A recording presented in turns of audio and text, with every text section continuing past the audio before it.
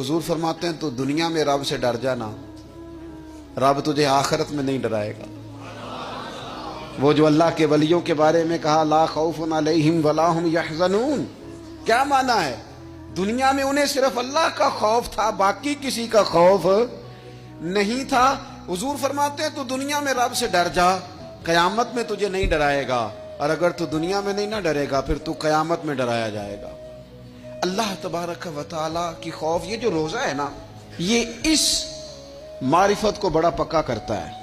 घर में कोई बंदा मौजूद नहीं, बावर्ची खाने में बेहतरीन खाना मर्जी का पड़ा है, फ्रीजर फलों से भरा हुआ है, हर चीज मौजूद है और भूख भी पूरी शिद्दत की है, प्यास भी पूरी लगी है, तो चल ना तू खा लेना, और तेरे जायज पैसों का है, खा ले। क्यों नहीं खाता? इसलिए नहीं खाता कि मेरा रब मुझे देख रहा है।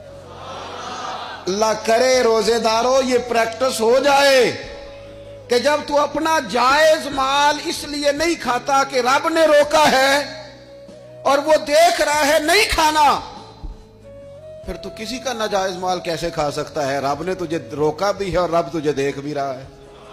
फिर तू गैर का कैसे खा सकता है जब तू अपना जायज नहीं खाता कि अल्लाह देख रहा है?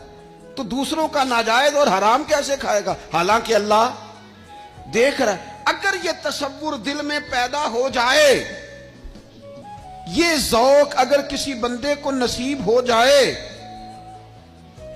तो फिर पता क्या होता है? फिर बंदा आलिम हो जाता है।